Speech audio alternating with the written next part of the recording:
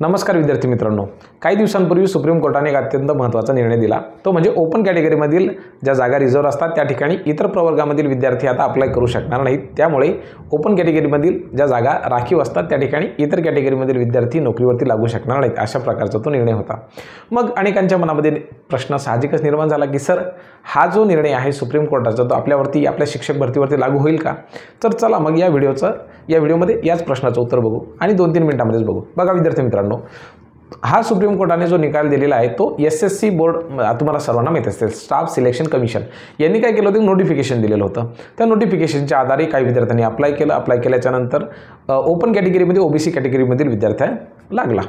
आता मग या ओपन कॅटेगरीमधील विद्यार्थ्यांनी काय केलं की त्याला हायकोर्टमध्ये चॅलेंज केलं आणि सांगितलं की ओबीसी कॅटेगरीमधील विद्यार्थी हा इथे लागूच शकत नाही, कारण की मला मार्क्स त्या ठिकाणी आहेत, भले त्याला 2 मार्क्स माझ्यापेक्षा जास्त असतील तरीसुद्धा ही माझ्यासाठी रिझर्व्ह असलेली जागा होती।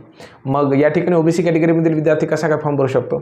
तर हायकोर्टाने म्हटलं की त्याला तुझ्यापेक्षा जास्त मार्क आहेत, त्याच्यामुळं जे काही एकंदरीत क्रायटेरिया असतो तर त्याच्यानुसार ह्याचं सिलेक्शन तुझ्या ठिकाणी होईल, कारण की इतर सर्व प्रवर्गामधील विद्यार्थ्यांना ओपन कॅटेगरीमध्ये अप्लाय करण्याची मुभा असते। मग हा जो प्रकरण होता त्याने काय केलं की पुन्हा एकदा सुप्रीम कोर्टामध्ये गेला आणि म्हटलं की राव, माझा तर नंबर्स लागायला पाहिजे होता, ओबीसीतील विद्यार्थी ओपन कॅटेगरीमध्ये कसा काय लागू शकतो? तर मग स्टाफ सिलेक्शन कमिशन यांनी जे नोटिफिकेशन सुरुवातीला काढलेलं होतं ते नोटिफिकेशन सुप्रीम कोर्टासमोर सादर करण्यात आलं। त्या नोटिफिकेशनमध्ये असं स्पष्ट लिहिण्यात आलेलं होतं की जर समजा एखादी जागा ओपन कॅटेगरीसाठी असेल तर ती ओपन कॅटेगरीसाठीच राहील, त्यामध्ये इतर प्रवर्गामधील विद्यार्थी हा अप्लाय करू शकणार नाही। मग असं स्पष्ट लिहिलेलं असताना सुद्धा ओबीसी कॅटेगरीमधील विद्यार्थ्याला ती जागा देण्यात आलेली होती। आता आपली जी शिक्षक भरती आहे तर त्या शिक्षक भरतीच्या नोटिफिकेशनमध्ये असं लिहून नाही आहे की ओपन कॅटेगरीमधील जागा ह्या फक्त ओपन कॅटेगरीसाठीच रिझर्व्ह राहतील, असं त्या ठिकाणी त्या नोटिफिकेशनमध्ये लिहिलेलं नाही आहे। त्यामुळं विद्यार्थी मित्रांनो, इतर सर्व प्रवर्गामधील विद्यार्थी हे ओपन कॅटेगरीमध्ये सुद्धा अप्लाय करू शकतात। एक गोष्ट तुम्ही लक्षात घ्या, ओपन प्रवर्ग म्हणजे खुला प्रवर्ग आपण त्यालाच म्हणतो की इतर सर्व कॅटेगरीमधील विद्यार्थीसुद्धा त्या ठिकाणी सहजपणे अप्लाय करतात, ठीक आहे, त्यामध्ये काहीही अडचण नाही आहे। सुप्रीम कोर्टाचा हा जो काही निर्णय आहे विद्यार्थी मित्रांनो तो शिक्षक भरतीवरती लागू होणार नाही। त्यामुळे ज्या विद्यार्थ्यांना जास्त मार्क आहेत आणि जे ओपन कॅटेगरीचा क्रायटेरिया, मग ते वयाच्या संदर्भात असेल, गुणांच्या संदर्भामध्ये असेल, टीईटीच्या मार्क्स संदर्भामध्ये असेल, ह्या सगळ्या गोष्टी ज्या फॉलो करतील किंवा पूर्ण करू शकतात, ठीक आहे, जे विद्यार्थी इतर कॅटेगरीमधले तर ते सुद्धा ओपनमध्ये लागू शकतात।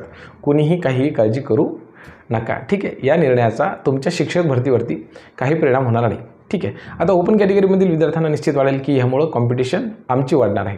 तर हो विद्यार्थी मित्रांनो, तुमची कॉम्पिटिशन त्या ठिकाणी वाढणार आहे, परंतु खुला प्रवर्ग आपण त्यालाच म्हणतो की ज्या ठिकाणी प्रत्येकजण हा अप्लाय करू शकतो, ठीक आहे।